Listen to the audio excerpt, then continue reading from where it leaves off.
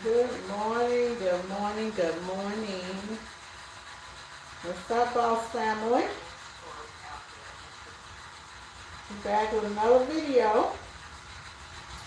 Let's get it popping today. Let's get it popping today. Go ahead and cut this off really quick.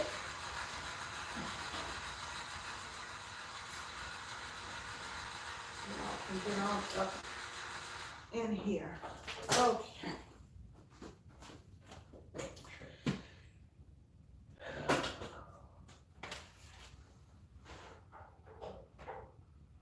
Good morning, or is it afternoon? Good morning. Good afternoon. Let a few people come on and get a chance to get onto the video, y'all. I'm trying to deal with that light up there, but that particular light is, maybe if I turn it like that, then that'll be a little bit better, but no, I don't think so, y'all. Okay, maybe that works a little bit better. Let's see. Yeah, that might work just a little bit better. Video's not the best quality. It's raining outside today. Yeah, it is raining. It's raining outside today, y'all. So, yeah, it's still morning. Right, it is still morning.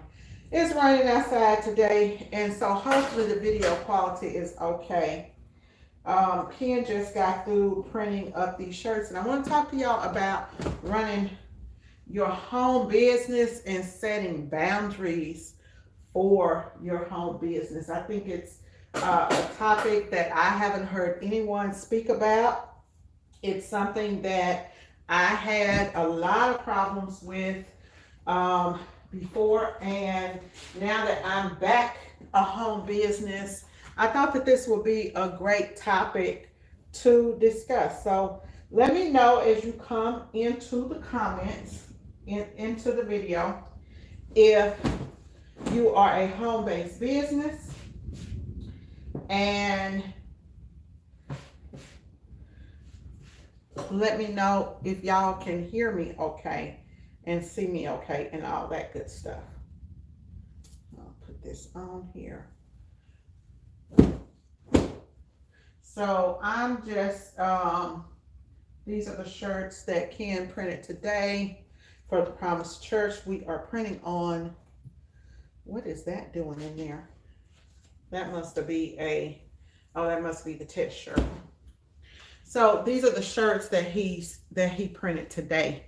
You're gonna see a registration mark on there because that's the test print that he did before running the order. So this came through on the website, and it's just some regular old Gildan t-shirts. It's the first time I printed on Gildan brand in a while, y'all. Let me see if we can get a few people off in here before I just take off.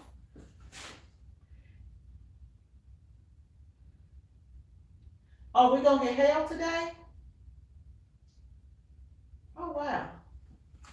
So, as y'all know, like I said, I'm a home business. If you're new to the video, welcome to the channel. Hope that you subscribe.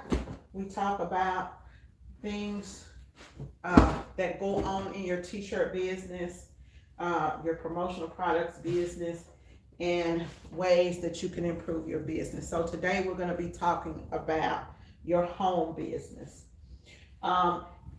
So we work from home now, and when you're working from home, sometimes, well, all the time, you will have issues with clients. So you need to set customer boundaries, and that's what we're going to talk about in this video, because it's very easy when you're working at home for things to get out of control and for the whole business just to become a headache and a sham, just a just a whole headache, right? So you do not want to have any problems when you're running your home business. So let's talk about the boundaries that you got to set, right? Because the first perception that a lot of people have when they contact you and they find out that you are a home business is that you're not a real business, right? That you are not a real business. So your job is to show your clients that you are indeed a real business and that you run your business as a professional business. So let's talk about when you're working at home and the dreaded issue of people coming to your house. One of the things that you have to figure out when you are a print shop, when you're a home print shop, is are you going to allow customers to do pickup, right? Are you going to allow your customers to pick up items from your home? And you can get into a lot of issues when you do that, because what happens is unless you're structured for people to come and pick up items from your home, what will happen is you will have people who will not respect your time, and they will start to just pull up on you, like pop up, pull up on you at any time that they want to pull up on you, drop off shirts and things like that. So it becomes, you want people to respect you in your business. Renovia, put down, type in respect for me. You want people to respect your business, right? And to take you as a serious business. Now, y'all know that when I was running my retail shop, I did not allow customer provided merchandise. But now that I'm at home and I'm a much smaller business, it's things that I can do. And especially with, after COVID, things have kind of changed for home businesses. So it makes it a little bit easier for you to run your home business, right? So one thing that you have to do is I never do not post your home business publicly, right? I don't post my home business publicly. I advertise as an e-commerce business. However, I have decided to allow clients to come pick up from the home business. When you have a home business, so you have to, it depends on how your business is structured. I have a garage, so people can come straight to the back and they can pick up from the garage. So you have to set boundaries.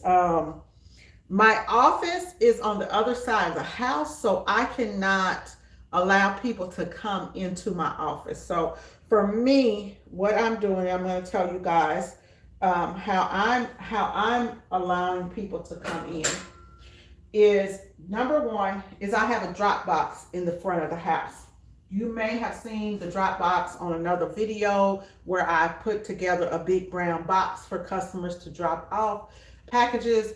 That drop box has a key code on it, just a pad lock where you do the combination lock, like what you put on a bicycle, has that on it. So people can pull up and drop off their merchandise.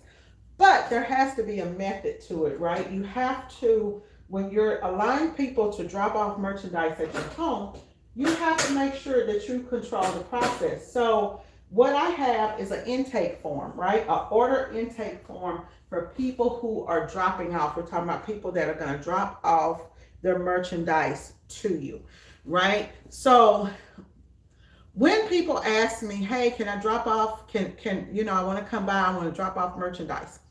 Okay, the first thing that you have to do before you start allowing people to drop off merchandise, go ahead, get everything taken care of as far as accepting your artwork. That's done digitally, right? For me, I could put a little desk in here, right, with a computer. But what happens when you put a desk in your home office and you allow people to come in, now people are going to want to sit and watch you design. So I decided, no way.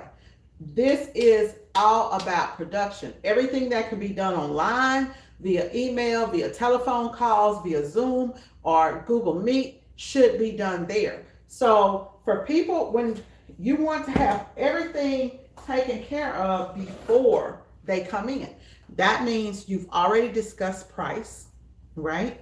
You have a intake form, and I'm going to explain to y'all what an intake form is, and I'm going to put the intake form in the group files for the ladies and gentlemen who are members. You guys will get the intake form for free.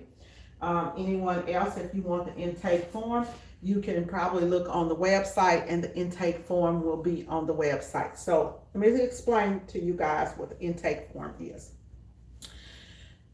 The intake form is a form that has exactly what your requirements are for printing. I'm going to jump over here and kind of read it to y'all, because so that I know exactly what's on the intake form myself, right? So here is my intake form, and my intake form just says order drop-off form, right? The order drop-off form, it's going to contain a purchase order number. If you don't know, that's a PO. And a purchase order number just helps you to identify whose order that is, right? So whenever I'm dealing with clients, I tell them put a PO number on this intake form, and that's any number that they can make up. It could be, so me, when I order shirts, I always do a purchase order number. It can be, if it's a school, let's say if it's t-shirt shop, right? It can be t-shirt shop 01, which is their order number 1, t-shirt shop 03, things like that. So the client's name and a number, what order number it is. If you're going to issue that number to them, you can issue the number to them, or you can just tell them to put a PO number on there. That helps you when you're going back and forth through email to know exactly what order you're dealing with, right? So everything that should be sent in by email prior to you taking the order. So there are some requirements for us. I'm going to tell you what my requirements are. All items must lay flat on the press and be able to fit on the press. A lot of times bags, any bags, pants, odd items must be cleared with me prior to me accepting the order, right? So that means, y'all, my knee about to go out. So that means that if they're printing on bags, I need to get an email with a link to that bag, right? So that I know if that's something that I want to print on. Blank items cannot have any type of special coding, right? Because special coatings affect the print process with screen printing. So what we do is sometimes people don't know if it's going to have a special coating, right? So what I tell them is, if it's something that we're not familiar with printing on, if it's anything other than just a basic cotton shirt, cotton or cotton polyester blend, then, you know, hey, pay for a sample if you're not sure, because we can't be held reliable for items that we have no control over. So you want to put all of this stuff out front before you even take an order from a client, before you even give them your address and have them dropping off stuff, wasting your time, right? So it also says that we print on cotton and cotton polyester blends. If your item is made out of polyester, we need to use specialty inks to avoid dye migration. So for me, I'm a screen printer. When you're screen printing, let's say, for example, if we're screen printing red polyester shirts, we have to use a lower temperature. We have to add a polyester additive or use a polyester ink to do those shirts. So we need to know some polyester shirts bleed really, really bad, which is called dye migration. So for example, if you're printing a red polyester shirt with white ink, you could have a situation, and 9 times out of 10 you'll have a situation where after you print those shirts, the dye from the polyester shirt will migrate up into the ink, and now you have pink ink, right? Or you'll have ghosting, where you lay a polyester shirt down to dry, right? And then on top of another, well, it's dried, sorry guys. You lay it down to cool, and you lay it down on top of another polyester shirt. What happens is you end up having that ghost print.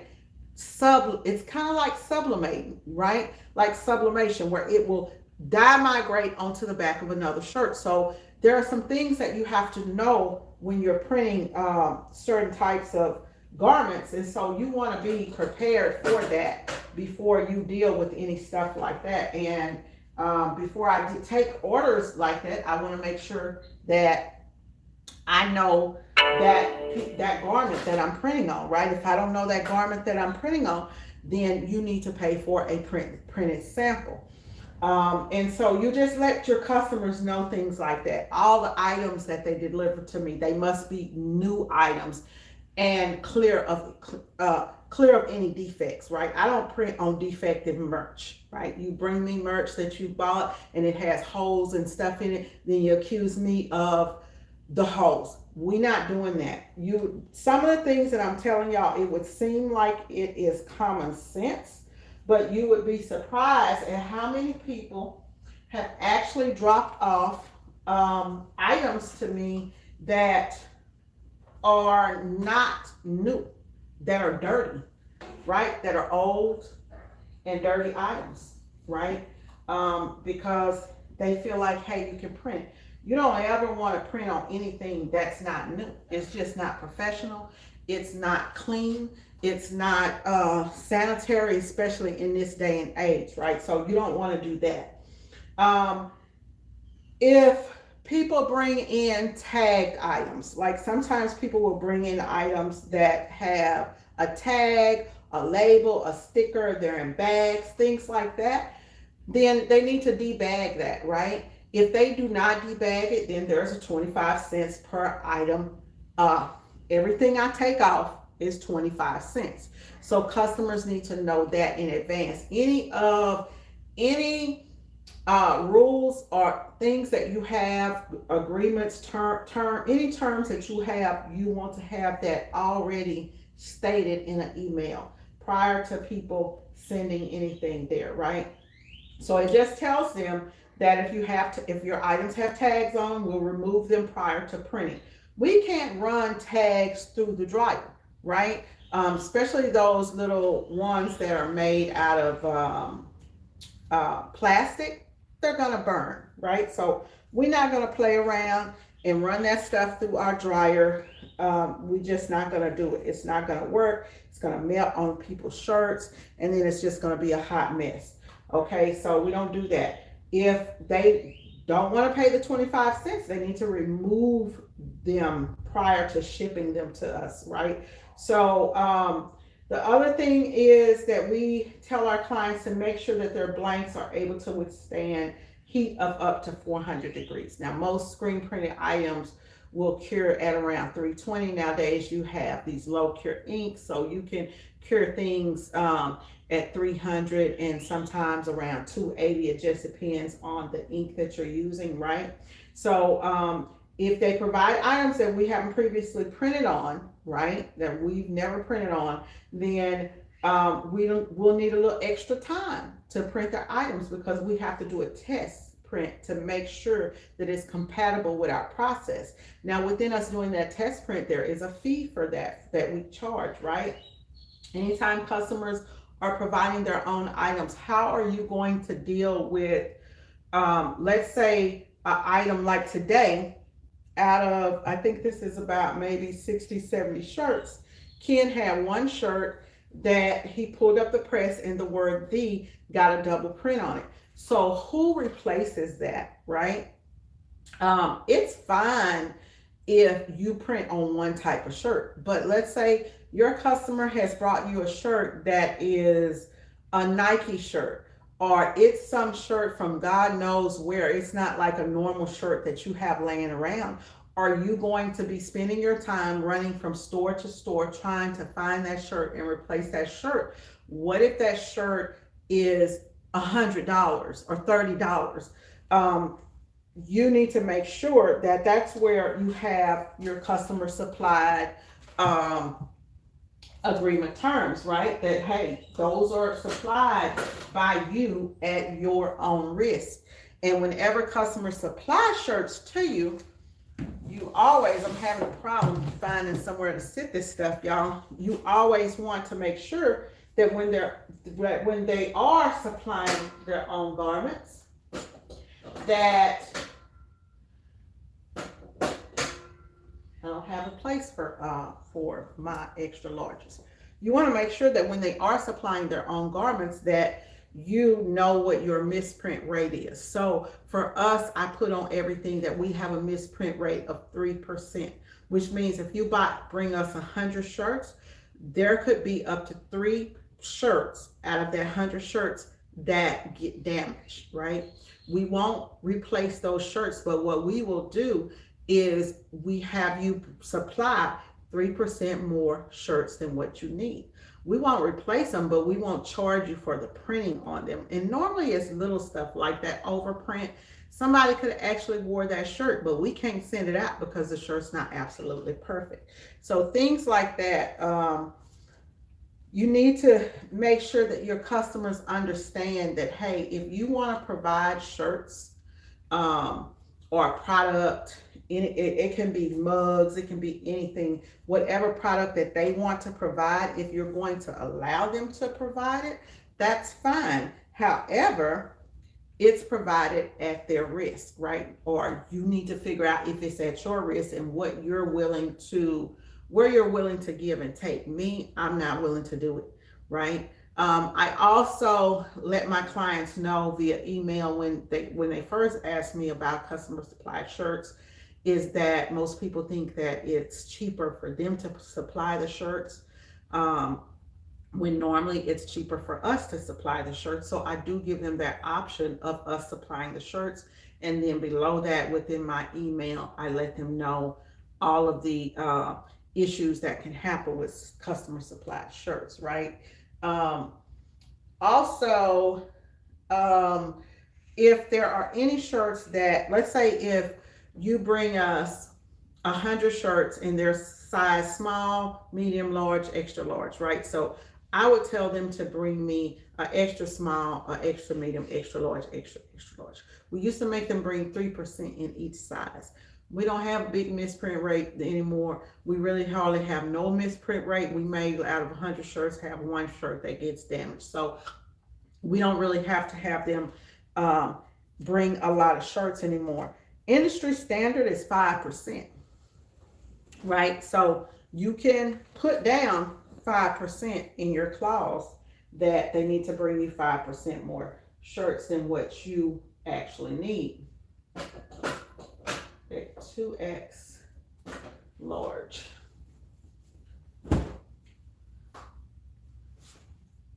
So you can have them bring you 5% more, okay? And then lastly, well, not lastly, but close to last, is that we do not provide any guarantees when printing on customer supplied merchandise, right? So I tell my customers up front. Now, that doesn't mean that you're going to bring merchandise to me and I'm going to run the whole order, right? And I know damn well that the order is that those shirts or don't take the process well or something like that. What happens with us is if a customer brings us something like bags, y'all know how I am about printing on bags, and those bags are just bumpy and they're not going to fit on the press, or we're having issues with printing those bags, I'll try to print a couple of bags and then I'll tell you, hey, we're going to either have to switch this over to heat press, or we're going to have to figure out a way to make a jig to print these bags, or whatever the situation is, right? So you never want to like print a whole order, because no matter how strong of a contract you have or agreement, you never want to leave a funky taste in anybody's mouth, right? Because they will talk about you, talk about your business and not come back and do business with you. So the purpose is not for you to have the contract to where, hey, you get away with doing whatever you want to do. The purpose is to have the contract so that your clients know exactly what you expect from them, and exactly you've told them what to expect, right? And they can either take it or leave it. The last thing that we do is, as far as customer supplied shirts, is I tell all of my customers, any customer, not just customer supplied shirts, if they have a resale tax permit, that they need to fill out a tax form. and so that we can have that on file, and then that way we don't have to charge them the tax, right? So let's get over to what's on the intake sheet. So whenever anyone contacts me with my customers, the first thing that they have to do is send me over the artwork, right? We got to have that artwork approved and ready to go before you even drop off an item to me. I need to know, is it something that I can print? I need to be able to give you pricing on it prior to your arrival, because here's the thing. The last thing you want is somebody dropping off a bunch of shit at your house, and then they send you this 10 color artwork and you're like, oh no, I'm not going to print that. And they thinking that, hey, it's going to be $4 or $5 a print or $10 or whatever it is. And it's up here, right? So nip all of that stuff in the bud, get pricing and all of that stuff out of the way at the very beginning. So you're giving the quote so that they know what they're looking at. Hey, how many shirts are you bringing, right? So the intake form that I have, it just has the customer's information, their email, their phone number, and a shipping address, right? So this is a form that I attach to the email so that they can download it, print it out, and fill it out before they bring it to me. So the form says, before we get started, so on my form, my clients need a form for each order that they're bringing in. So let's say if you're bringing in 3 different designs, you'll need to fill out the form for each design. It's always good to have this intake order form prior to getting stuff. So it has on there, what type of merchandise are you dropping off? Are you dropping off apparel, drinkware, caps, other what? So they check that. What color and style is this merchandise? What is it? A description of it, so that you have all of this stuff in the box.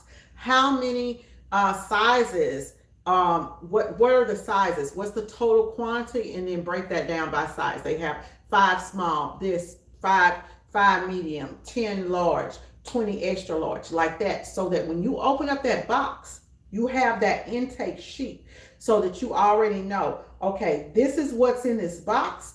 And then you check that box, right? Because you got to remember, sometimes you may not be at home. People may drop stuff in your Dropbox. But when you come in, you want to do the intake sheet, boom, boom, boom, boom. You want to make everything nice and easy for you, right? If you can't fill out my intake sheet, I can't do business with you. That's just, pure and simple. And then also with the intake sheet, they have that customer supplied agreement in terms. So that helps.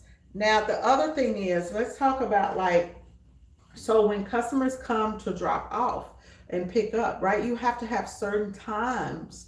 Set your times, set your boundaries. Like for me, I have the drop box outside.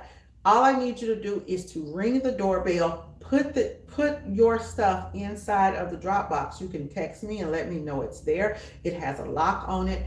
It's safe, right?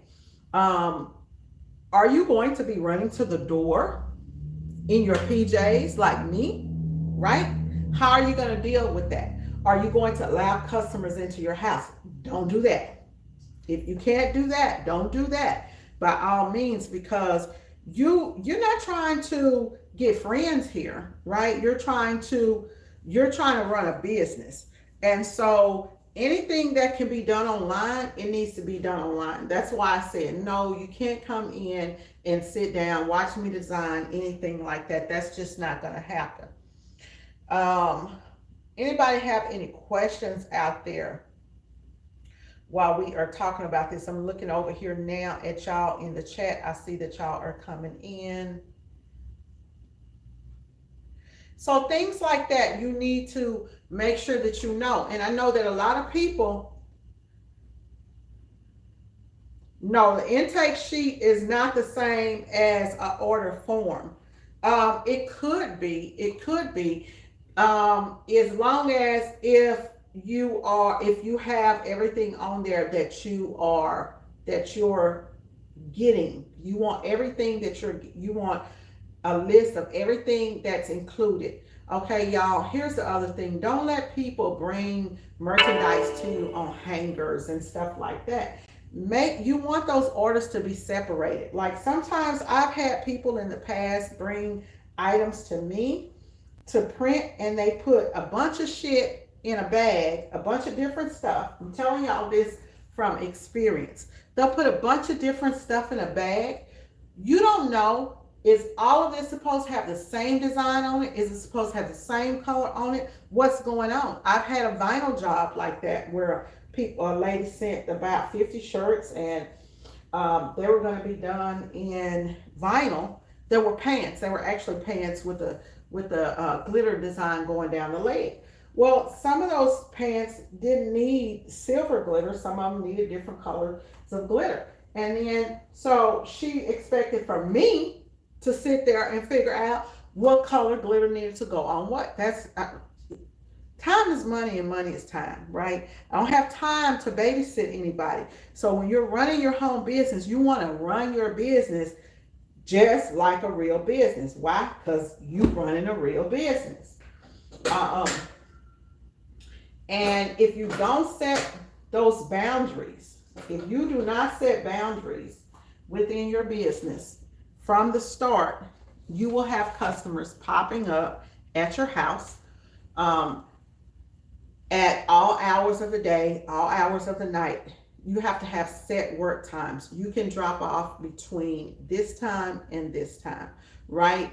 Once I get the order, I tell people within an email. And let me kind of read an email to you guys so that you kind of understand how the email thing works. I will probably put this stuff up on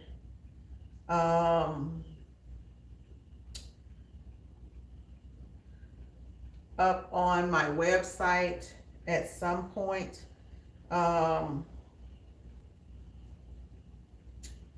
Okay, so here's just a kind of example. So it's like, hey David, I see you want to provide your own shirts. We're happy to do that if the items meet our printing requirements with the asterisk and the print requirements below, right?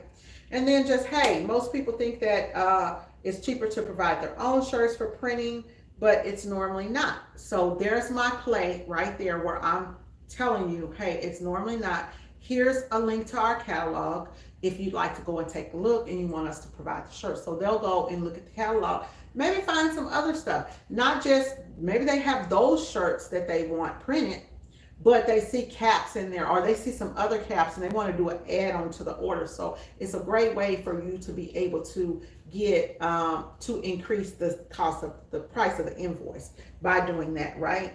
And just let them know, hey, if there's an item that's in the catalog, if you're looking for something particular and you don't see it in the catalog, let us know.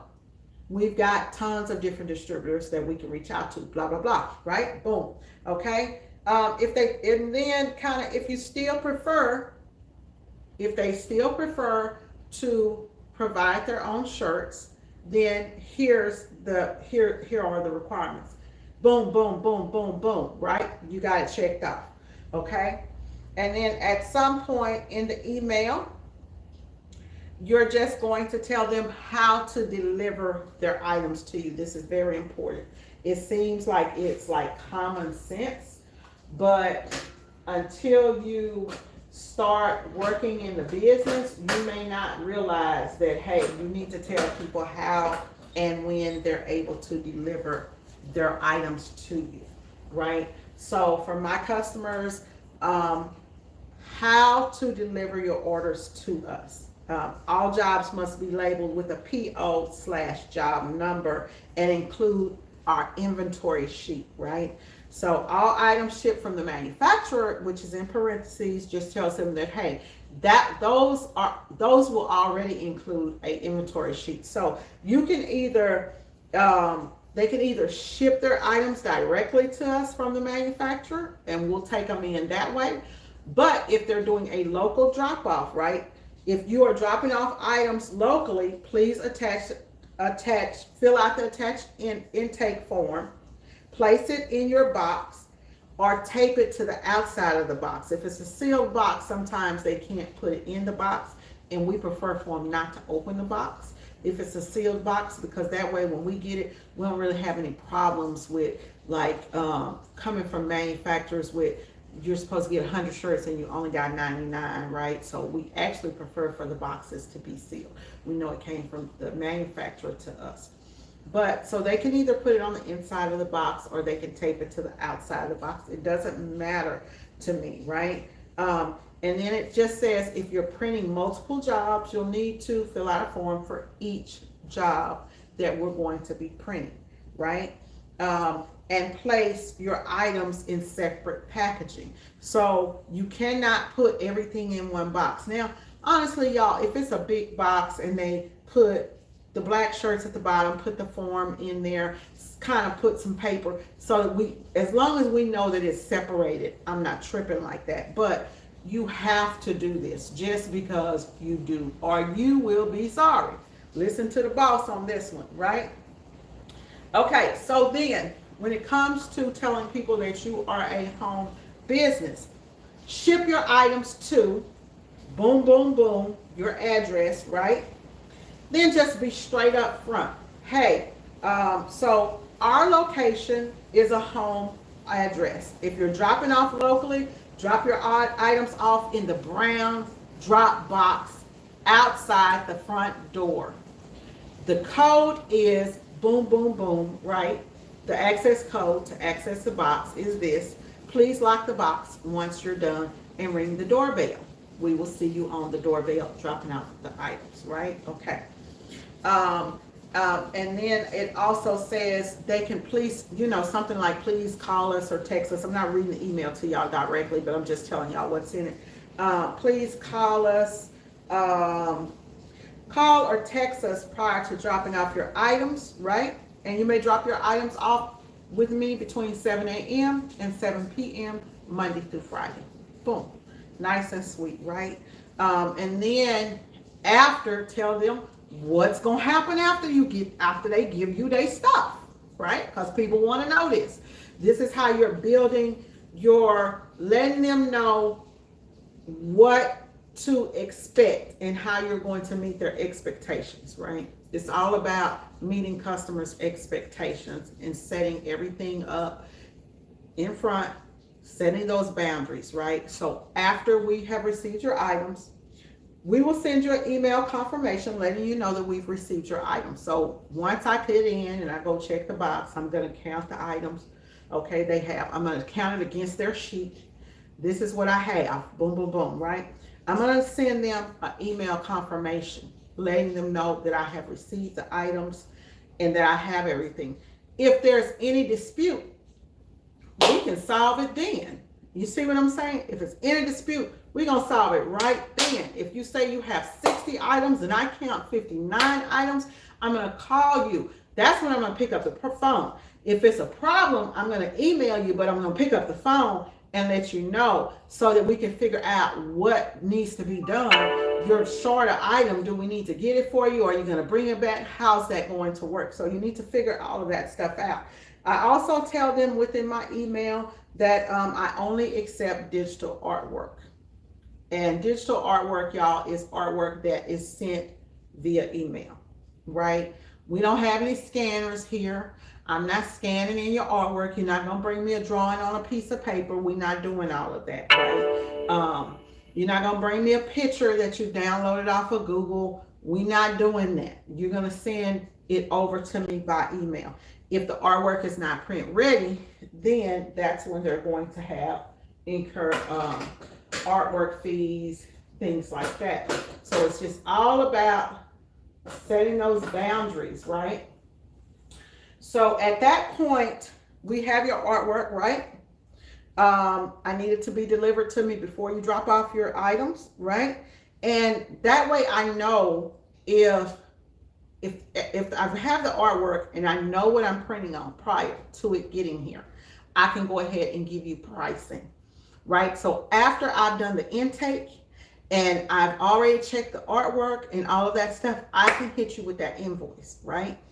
You have to let your clients know that no order will be printed prior to payment, and it will not be printed if the artwork is if they do not approve the job for printing. I can't tell y'all how many times I tell people that you need to have that job approval. You need to get those jobs approved, and people don't do it. And then it causes a problem for you in your business. So after you've done all of that, right? They need to know, like I said, they need to know up front that they have to pay that invoice, right? And you want them to know, and this is where you're going now. You're going into when you're emailing them, right? So, and you've already told them up front, hey, you can bring it by, blah, blah, blah. We'll send you over because there's not a problem with doing the job approval form. Like for people who are just ordering on the website, you're going to pay for it in advance, right? Or people who are calling me and placing orders by email, they're going to pay me in advance to me creating the job proof. But if you bring your merchandise to me, then you're going to pay. You know what I'm saying? I'm not worried about you not paying, especially if we've already talked about it and things like that. Another thing, y'all, is that everybody is not your customer when you are at home. Everybody is not your customer when you're at home. It's not good to allow everyone to come to your home. So qualify your customers. Now, how do you qualify somebody when you never met them, right? This is when it comes to the type of printing that you're doing, right? This is when it comes to you building your you getting those perfect customers, right? And you knowing who your customers are. I can tell when I'm talking on the other end of the phone who I'm talking to, right? You can pretty much tell who you're talking to on the other end of the phone. This is where it comes to where you have to use your own discernment, right? You have to use your own discernment when you're allowing people to come into your space. I never let anyone use my restroom or anything like that. You have businesses nowadays that you can't come into their house. Don't let your clients come into your house, right? Now, at times when it's time for pickup, once they drop off everything and all of that stuff, you need to already know that you've told them how long it's going to take you to get their order done, right? Because we don't want nobody calling the next day saying, hey, the shirt's going okay. Is the order good? Well, I want to come over there and I want to see. Ain't happening. So set those boundaries, right?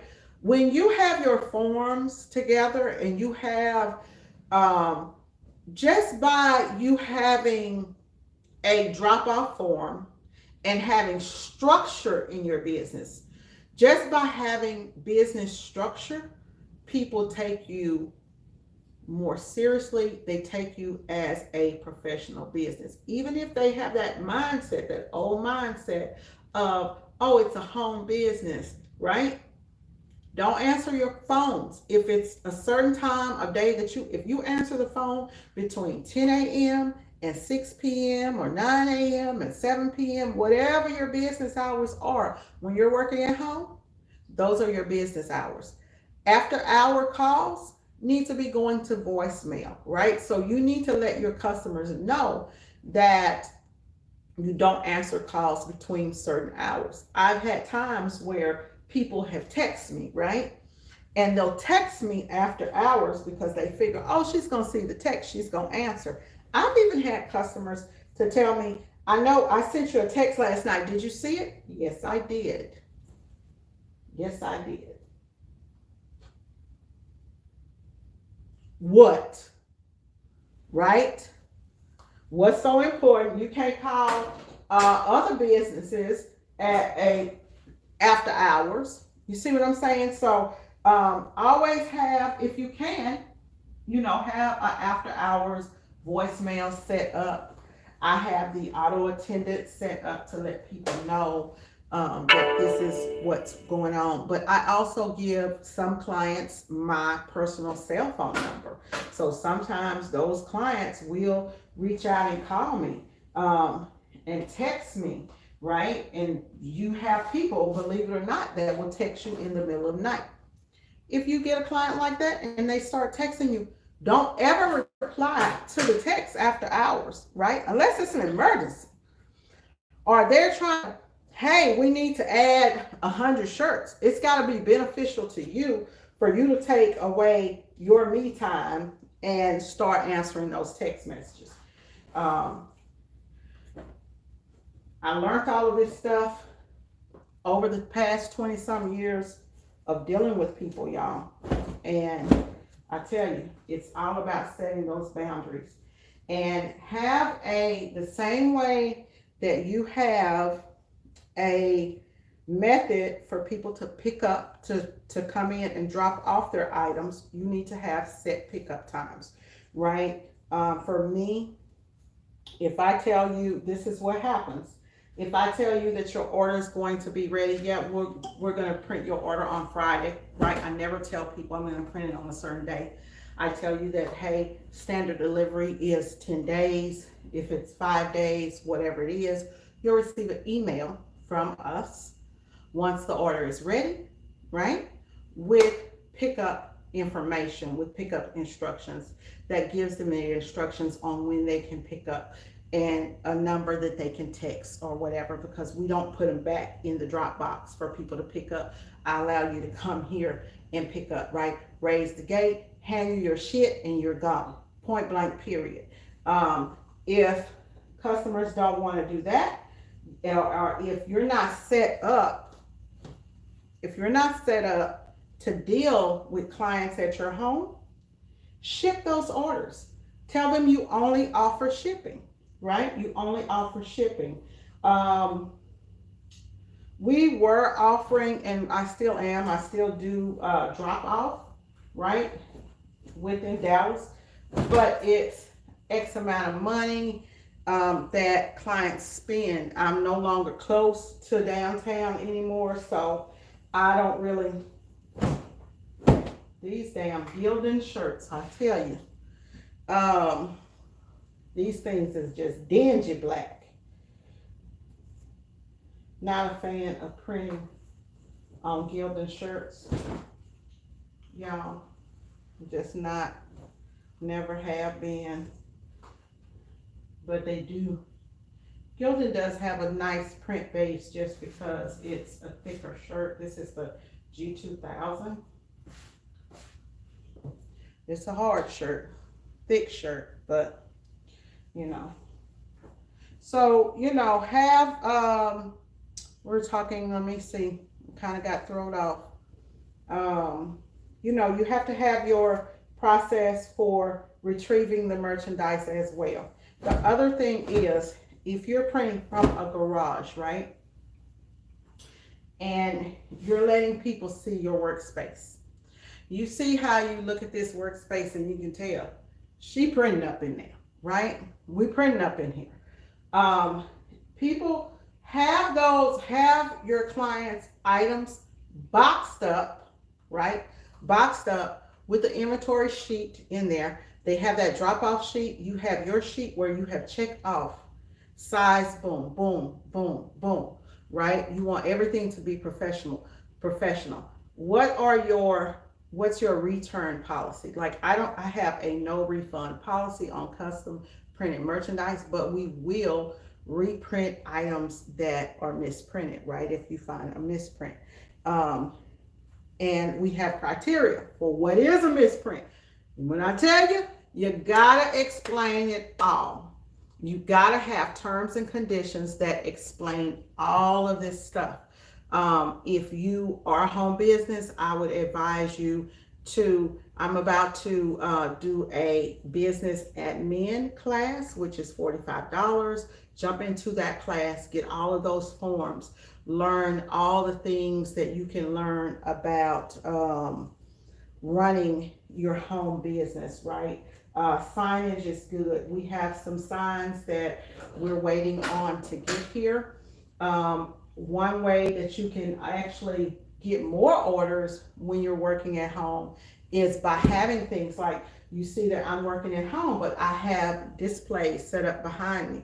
So we have these displays, those over there are naked. I'm still working on this wall with different items that we print. So in here, I was telling Ken this morning what we're going to do is have the different types of printing that we do, because we print regular t-shirts, but I need to do up some things like the glitter print, the faux rhinestone print, the puff inks, different things that we do, because a lot of times your customers don't know what all you do. They don't know that you print on caps. So if you're able to have some type of little display area when they pick up, if you're printing in a garage, right? If you're printing in your actual home, right? There was a time when we had a house where we had a little area as soon as you walk in, right? And that's where customers, where I would meet customers, but it was separate from the house, so you had to go into another door.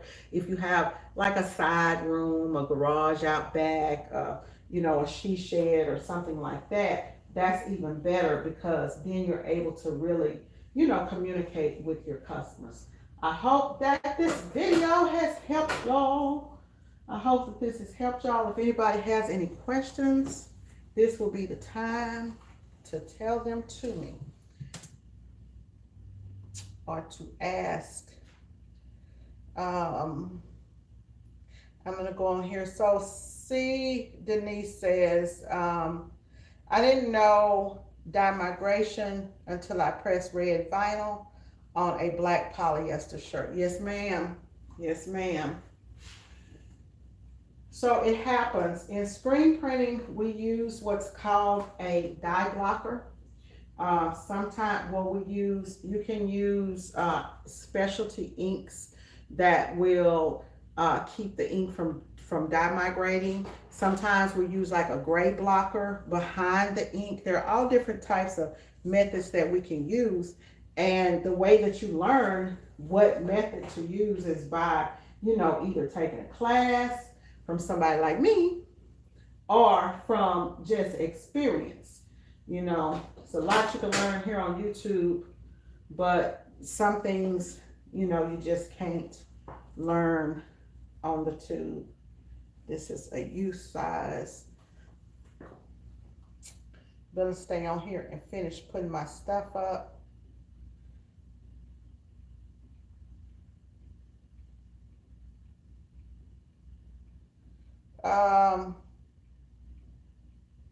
Let's see here.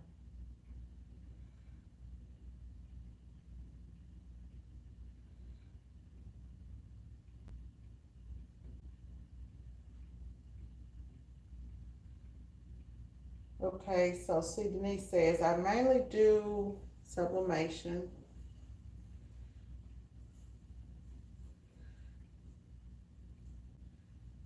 Okay, so let's talk about transfers, screen print transfers. Are you wanting to screen print the transfers yourself, or are you wanting to outsource the transfers, to order screen print transfers, and do them that way? And I'm going to tell y'all my thoughts on transfers. I've tried screen printed transfers from several different companies. 613 Originals fucked me. TKO Transfers fucked over me. Transfers were just poor quality. Now, I've also done transfers from stalls, which they were fabulous. I've gotten transfers from F&M Expressions. They were great. I'm no longer purchasing transfers from any company that does not have longevity in the business, and that does not care about my business. And what I mean is, outsourcing transfers can be a great thing, right? If you have time to get the transfers. I think that it's better for people who are ordering like transfers for themselves. Like if you have a brand and you're ordering set transfers that you're going to print, but not so much when you're dealing with like customers, right? When you are the person who's dealing with customers, and that you have to make sure that this order gets out at a certain time. And the reason I say that is because I'm finding that most of these transfer companies are not reliable as far as when they say that they're going to deliver and doing things being on point. They don't care about your small business. Um, and not all of them. Not all of them. I'm not going to say all of them. But what I am going to say is that sometimes you can see businesses that they're running hundreds of thousands of transfers, right? And so when a hiccup happens to their job, to their press, with their presses, they don't care about your time frame, right? And that's my problem with ordering transfers. You could easily learn how to screen print your own transfers, uh, which is a to be able to be able to offer on demand services. It's something that you could offer locally where you're outsourcing transfers to people. It's also something that you could do, like I do this VPS, this design that's up on press all the time. I could easily knock off a couple hundred transfers or whatever because I know that they order all the time, right? And then I would already have them there and not and uh, just have to press them once they came in. So it's a lot of good ways, it's the good, the bad, the ugly here in the business. I just tell it like it is now, y'all. I've been doing this for so long that I'm at the point in my career that I no longer care if I do any more shows, if I whatever, it's just me keeping it real here on the channel. I told y'all I was going to start telling y'all, the good, the bad, the ugly, dealing with it all. A lot of times you order stuff, just like I said with the Nike shirts that I was doing. TKO promised me something and they did not deliver. They ended up delivering at the very end, but the transfers were total garbage. And let me show them to y'all. As a matter of fact, I just pulled some of that shit out the wash. So let's show it. Okay. So let's show it. This wasn't about a transfer thing, but let's show it. Let me show y'all. So we got some of the transfers here. They have different quality of transfers, right? You jump on these things and they say, hey, we got 15-cent transfers or 30 cents or 50 cents or what have you. We're going to be screen printing rhinestones. So, they have different things, different quality transfers. So here we are. Now we have this transfer here. This is one from them, right? This one appeared to do pretty good, but not really. You see this? This is the first wash. If you stretch something like that, this is the first wash. Not only did I try, now this I ended up doing on the Geo Night, and it don't play. That pressure is on point, right? I've been doing this for 20-some years, so I know the difference of when it's a press problem or when it's a transfer problem. TKO, y'all gonna be mad at me, but y'all fucked over me.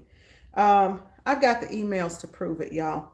They sent me an email and told me that there was no, I actually have them on recording. They told me that, because see, Lady Print Boss, she makes sure that she keeps her proof. So, my order was not sent out because of an inventory control issue. Now this black, if it goes back into place, I know I can't see up close. If you stretch a transfer and the transfer pops back into place, you're fine, right? But if it does not, then you are in trouble. So this was for a Nike order. Let's go through it. Y'all know what they told me, right? told me that everything was going to be good to go. They had my back. They didn't have my back. They had their foot on my neck. Okay, they promised me something. When I placed the order, I told them that this was copyrighted merchandise, copyrighted logos, that yes, I had a I have a permission to print these items, and that I had a release for them. They said they didn't need the release, and then, honey, they seen that Nike logo, and them bitches got scared. Just like that. Y'all got scared. They got scared. They got scared, y'all. Yes, I said it on YouTube. I said it from Lady PB.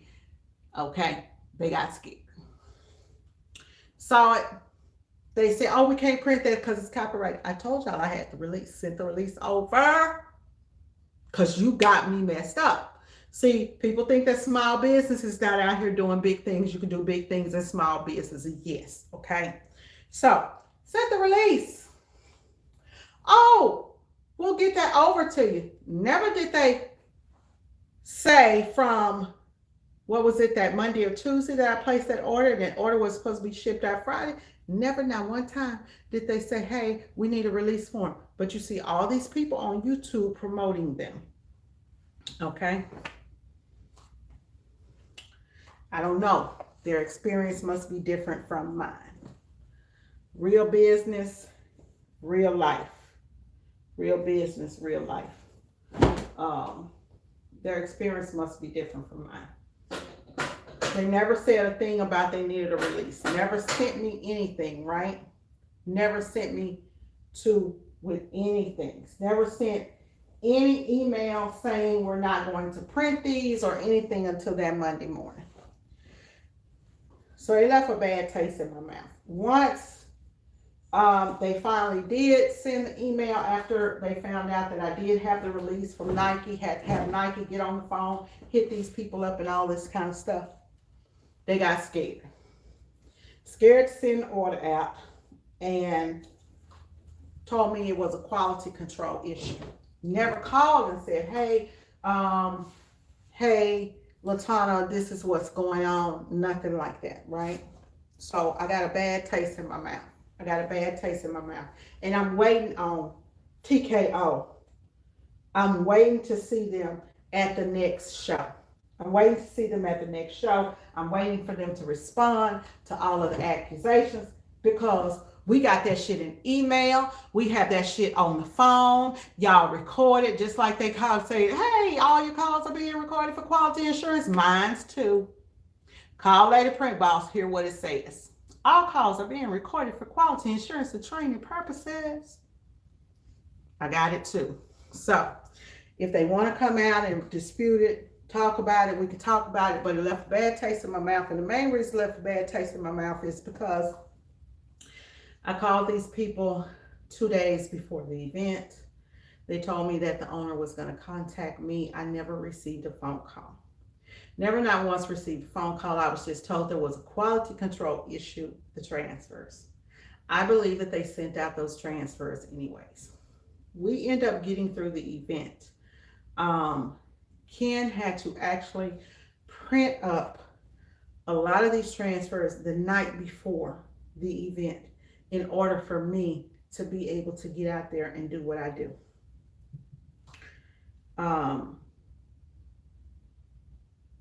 And it was a couple of grand that they got, right? Transferred. They still in there. I can show them to y'all. Garbage. The whole shebang bang. Part that leaves the bad taste in my mouth is not getting a return email, not getting a phone call when I was told that they were going to call me back. So all I can tell y'all is be very careful with who you do business with these companies, right? Stalls would have knocked that shit out of the park. Would have knocked it out of the park.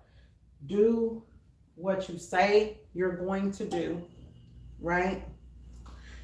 When you're running a business, it's how you compete with these big companies. Do what you say you're going to do. Stand on your word, right? Stand on your word, because you never know who is placing that order. You never know who is placing that order, right? Never know who's. I didn't know. You know what? I never even applied to get my money back because they say that they don't have a refund policy. I should have, but I didn't. I let that slide, let it make it, because I made my money off the event. But I choose to deal with it another way. I waited and waited for them to send me an email to say, to give me a call, say, hey, Latana, we're so sorry. They did send me an email. After the order was shipped, they sent an email and said, hey, Latana, don't worry, we got your back.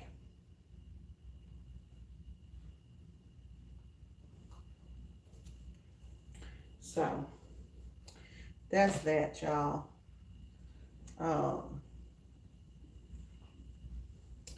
They didn't have my back. I don't know whose back they had, but never again with TKO. Never again with TKO. They could have cost me 10 grand. Never again with 613 Originals. Howard's Transfers in Houston, they have some really good transfers, and they have excellent customer service. Howard's Transfers has excellent customer service.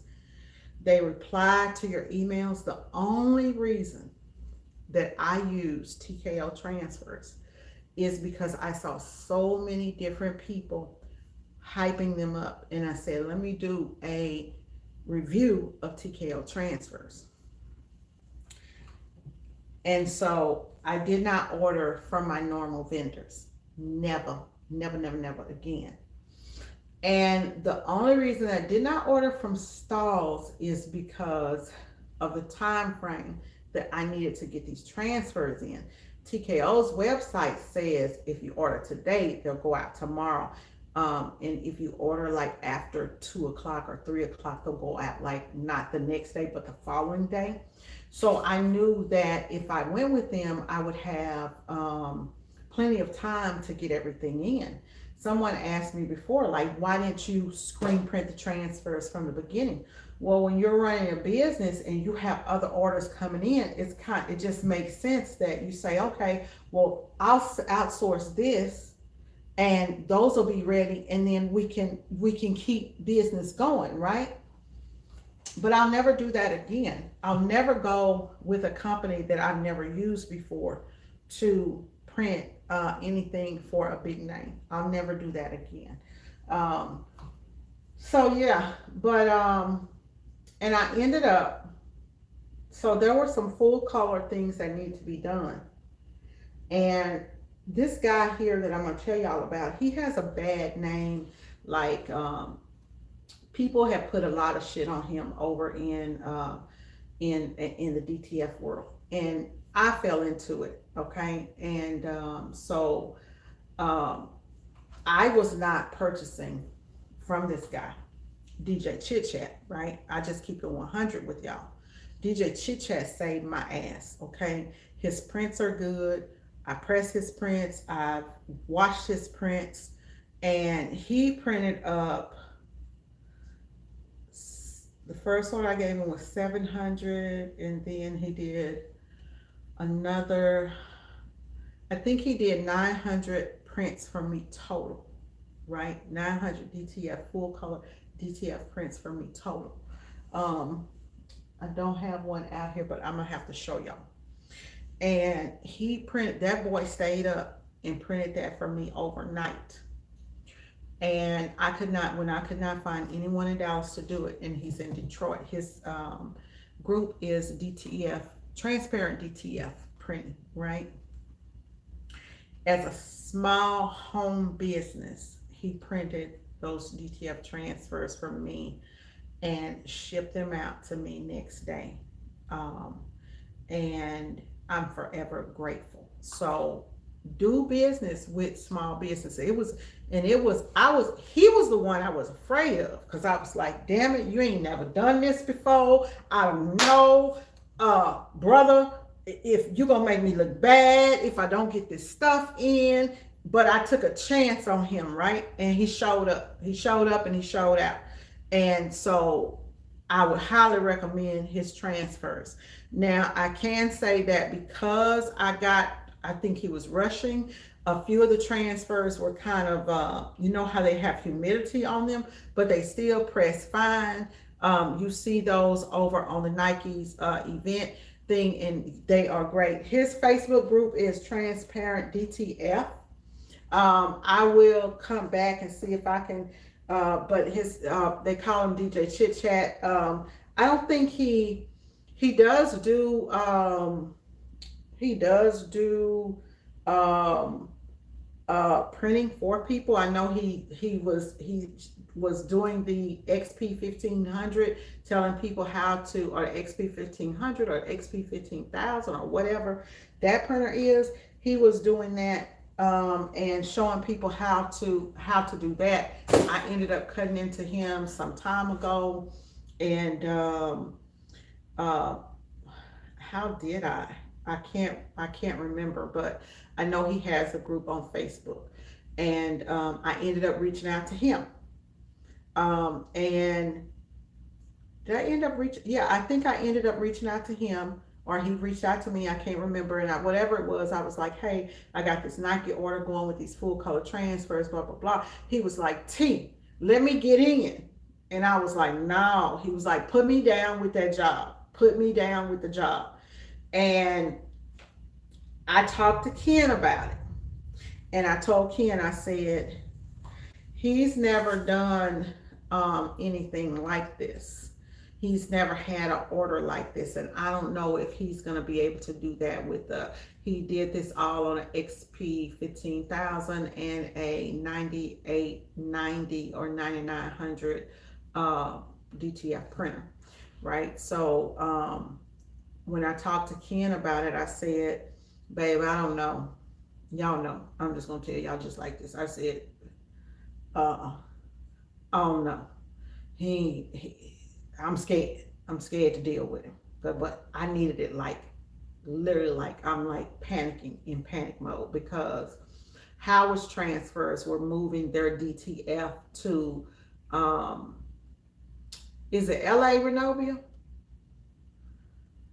Howard's transfers are still doing the regular, I think, to 3 colors, but when it goes to full color DTF, that was right around the time that they were moving their operation to come somewhere in California. I want to say it's Los Angeles. I want to say it's Los Angeles.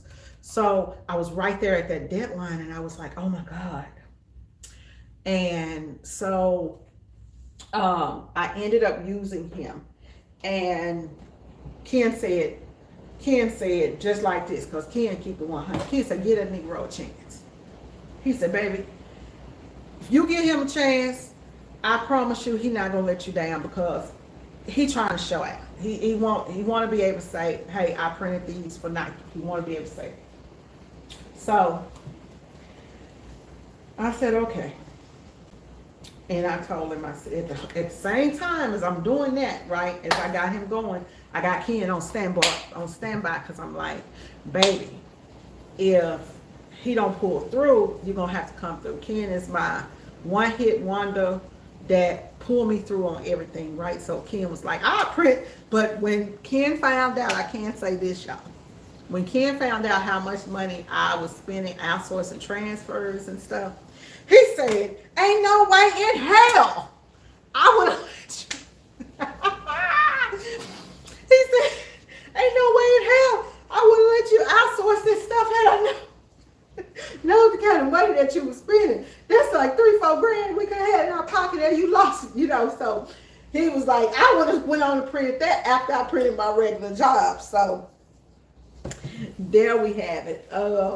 But it turns out really, really good. So highly recommend DJ Chit Chat, a Transparent DTF. I think he is the person who had helped CTR with her machine.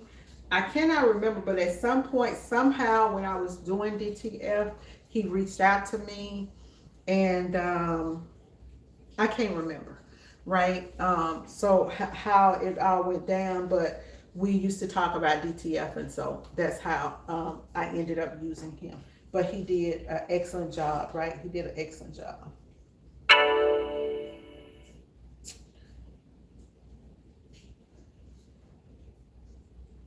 I know y'all out there tripping on me, honey.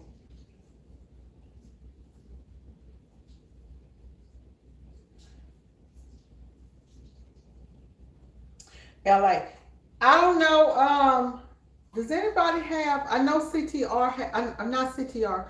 I know that DJ Chit Chat has the group on Facebook, and he has a YouTube channel too. I don't know if he's active on YouTube because I don't follow. But and just because it's DTF out, just because I'm over the DTF thing, but you may be able to find it. Is that it, Renovia? Okay, so I think Renovia put it off in there, but I would definitely use him again. He showed up, he showed out, he and the whole time I was nervous, right? And I kept calling. I was like, "Hey man, how's it going?"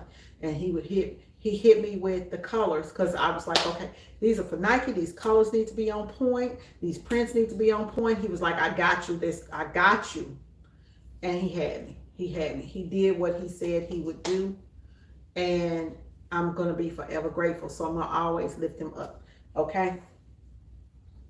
So I'm going to always lift him up. So, just sometimes, and I think that he got a bad name, for some things. And so a lot of people just, and not in his business, but these YouTube streets is like a clique sometimes. And so it's kind of like, if you rock over here, you don't rock over here.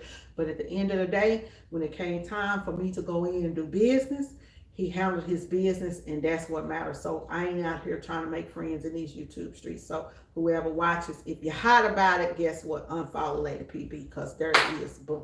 Okay. There we go. Okay, y'all. So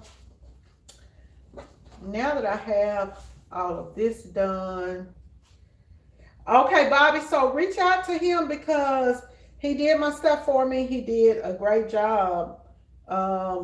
And just tell him, hey, Lady Print Boss was talking about you. She told me, blah, blah, blah. I'm expecting the same quality, honey, that you gave her and that you gave Nike. Make sure that it's the same, keep that same energy, right? Let's see here. So all of these are done. So I'm done folding all of these up. There was one shirt that Ken has to go and get.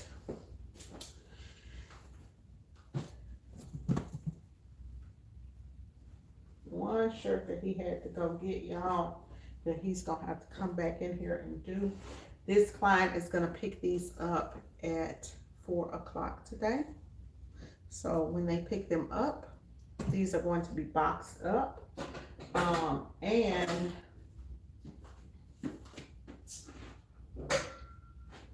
be careful. These are going to be all boxed up and ready for them.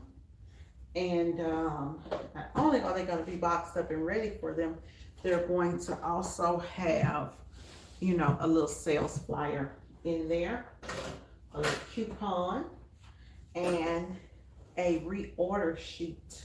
You need to have reorder sheets because if your clients reorder, it's really, really easy.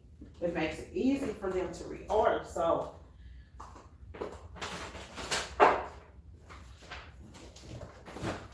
you want, here I come.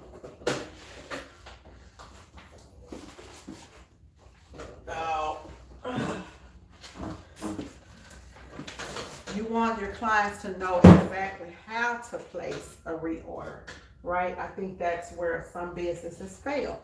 Like once they place the order, what's the reorder process if they need to reorder shirts? What's the process if something's wrong? So all of those things you need to have so that your clients know exactly what to expect out of you. And again, this is the job proof form. You can find this job proof form over on ladyprintboss.com.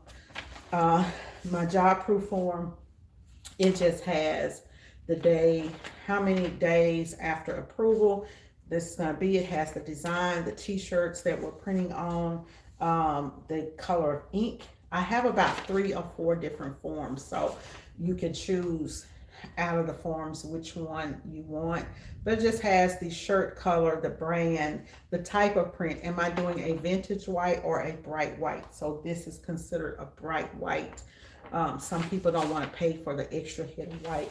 And the method that I'm going to print in any PMS colors or anything like that will be on there. So this also goes into the box. Now these were not dropped off to me. These were shipped to me from, I ordered these directly from the distributor. So of course that information, that inventory sheet, I'll use that inventory sheet to go off of, but it does not go back into their box, right?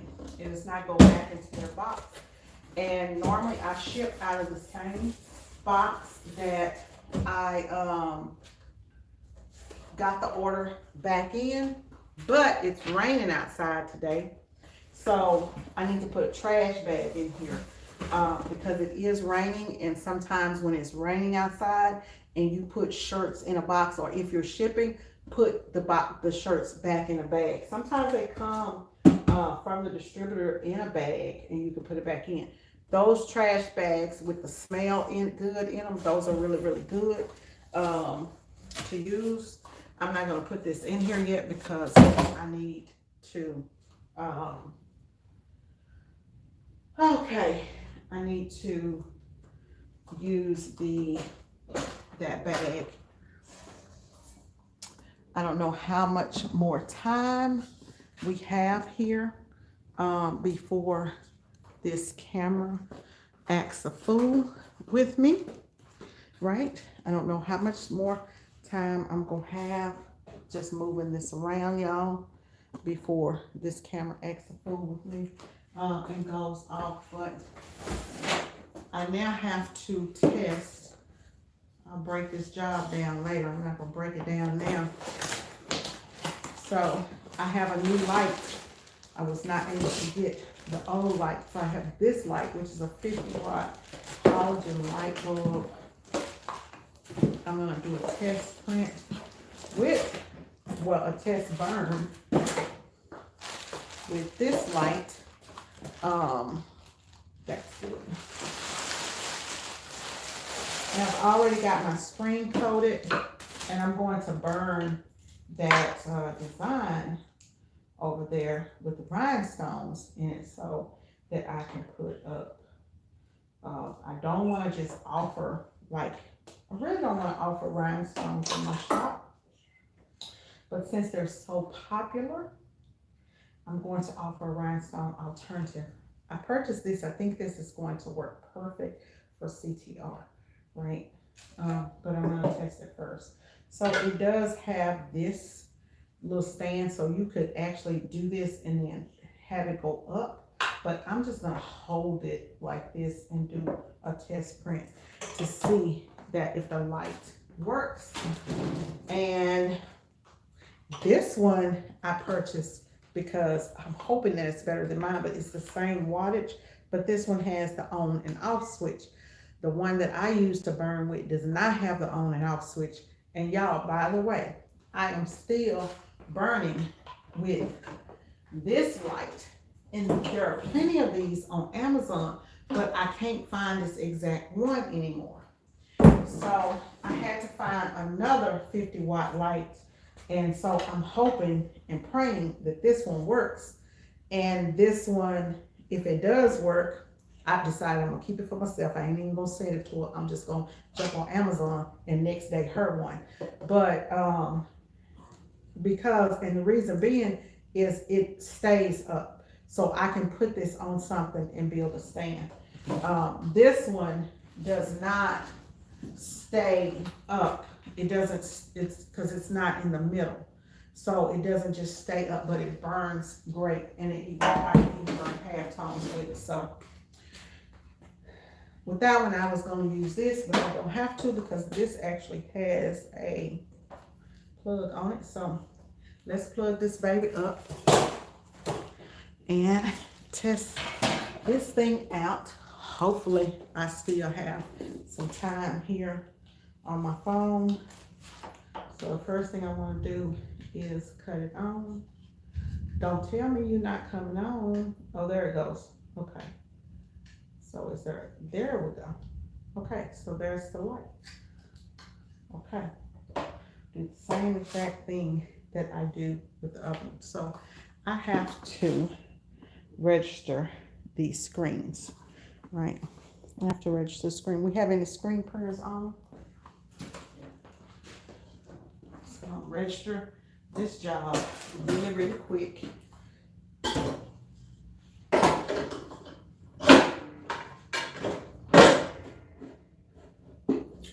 In my class, I teach this registration method. I've never showed it here on YouTube.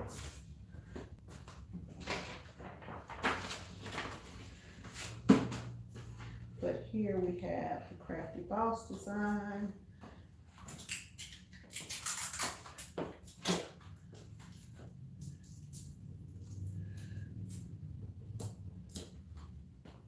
If you use this method, it's a way to register your screens and have them on point 100% of the time.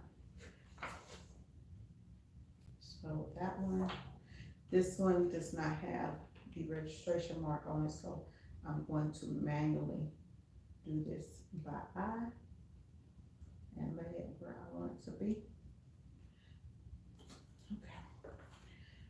Gotta cut the lights out for a quick second. But I do have a yellow light bulb.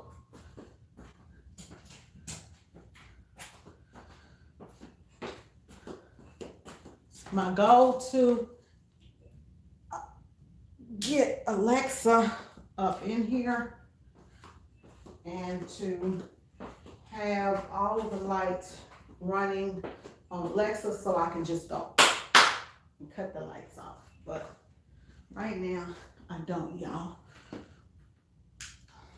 So y'all probably won't be able to see too good because, like I said, that light is this yellow bug light is just enough for me to see, and I haven't hung it up yet. But when you burn your screens, you have to burn them in a dark room, and I don't have a dark room, so this is my method.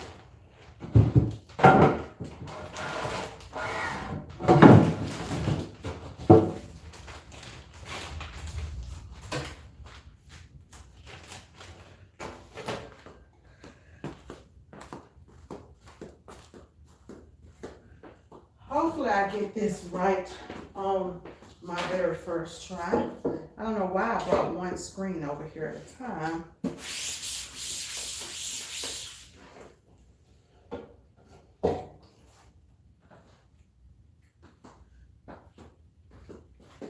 don't know why I only brought one screen over there. But, so I gotta put this one back in here. Because while you're burning one, I'm going to burn two. This is the Crafty Boss design that I'm burning. And it's two screens. So I don't know why I did not bring them both over here at one time and do this.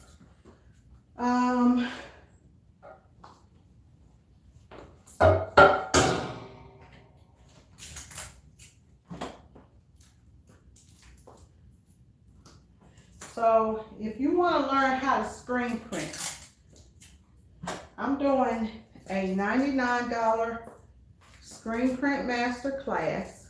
That is online. When you do this class in person in the shop, cut that off. When you do this class in person, this is a $450 class. I've got a lot of people who cannot get here, so if you want to learn how to screen print,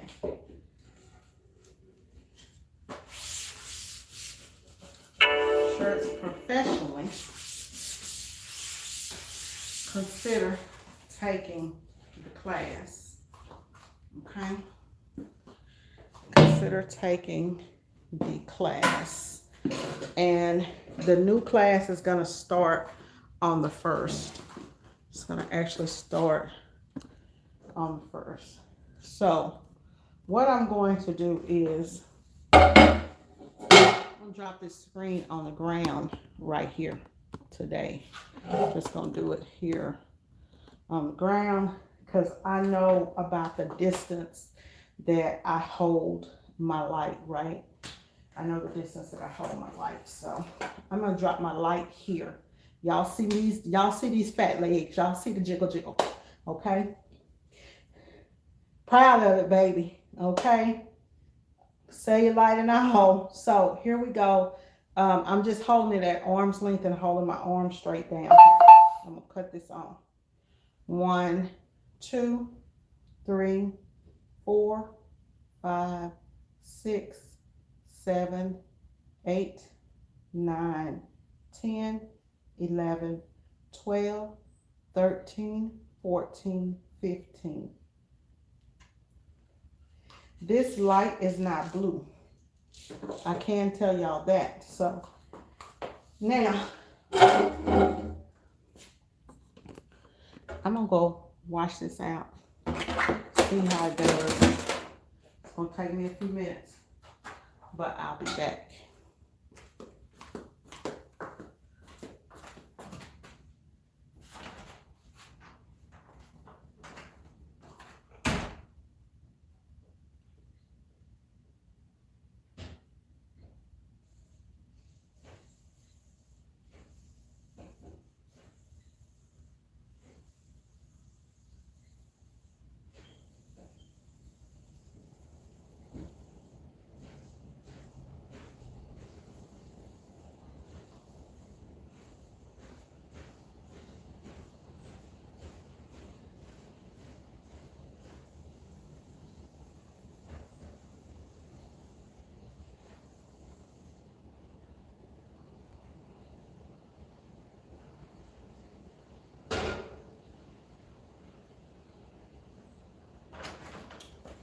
Okay, so I immediately was able to tell when I went to wet the screen that I could tell that that screen is underexposed. I'm gonna still try to wash it out, but I'm gonna let it sit there for a minute, and then since it's underexposed, that means that this light is going to need more time to expose. So I'm going to bring up my exposure time by, oh, maybe I should print out an exposure calculator. I'm just going to bring it up another, let me see.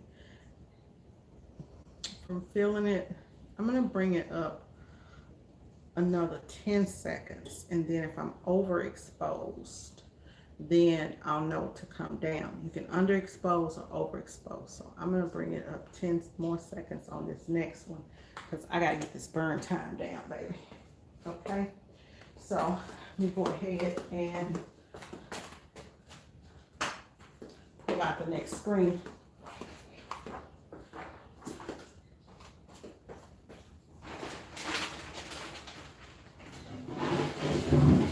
If I do not get it on this one,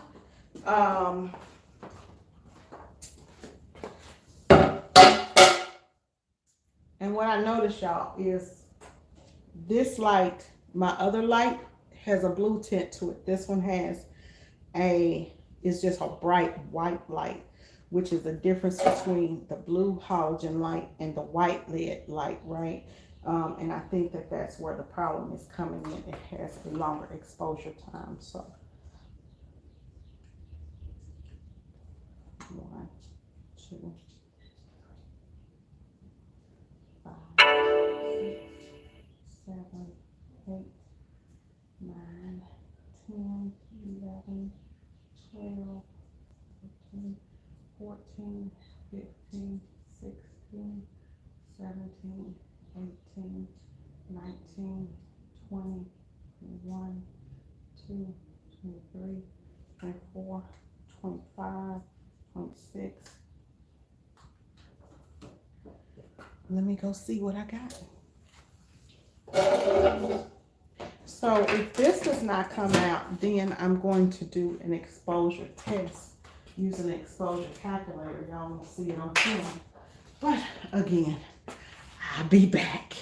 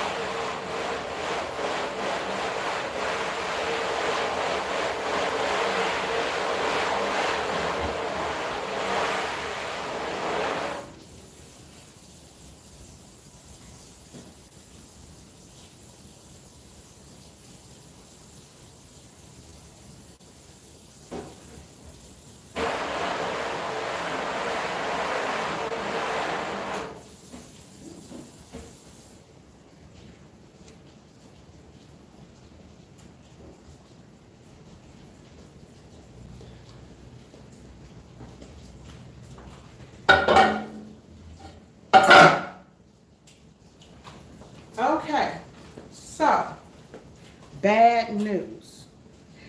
So the first screen that I counted to 15 with to do the exposure with, this is what happened.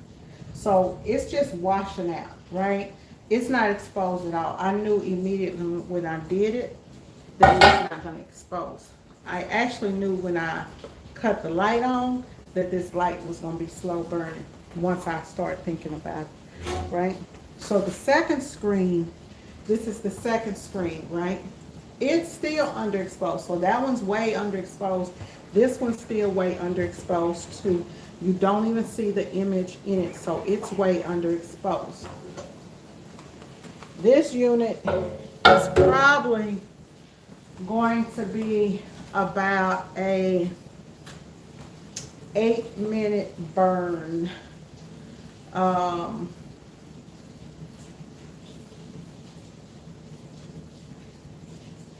Let me think about it.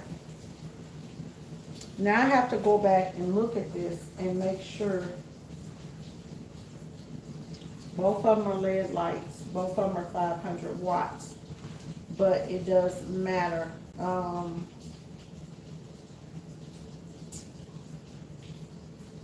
thinking this one is a white, the other one is blue. The other light is a lot stronger. This is 500 watts. I need to make sure it's LED. It's not halogen. It is a LED light. That one is this one's 50 watts LED. That one's 50 watts LED. The difference is one is blue, one is not. They're both at the same height. I'm gonna go and look up this light again. I'm gonna go and look up this light one more time. But this just shows you that different lights burn at different lights will have different burn times. So I don't like a 8-minute exposure light. This may burn. It's a weak ass light. Put it like that. It's a weak light. So I'm gonna go and do some more research. And actually what I'm gonna do is, instead of me burning screen after screen after screen trying to find the burn time, I'm gonna do an exposure calculator, print it, burn it, and do an exposure test. I teach that exposure test in my class. It's a way where we, when you have a screen, you cover part of the image and then cover part, and do it in like 5-second increments. So I'm gonna go back and I'm gonna do that. This is probably gonna end up going back. If it's anything over 4 minutes, it's gonna go back, because we ain't got time for that. It could be the distance that this light needs. So when you're printing and you're trying to figure out stuff, you have to do your test prints. This is why I did not want to send the light to her, because I need to figure that out. And I know that if I don't figure it out, honey, she ain't gonna never figure it out. Okay, so all right, y'all, I hope y'all enjoyed today's video. I'm gonna go ahead and get off of here, and I am going to go and print an exposure calculator out, figure out the burn time on this, and I may come back and show y'all in another video. Anyways, talk to y'all later. Bye-bye.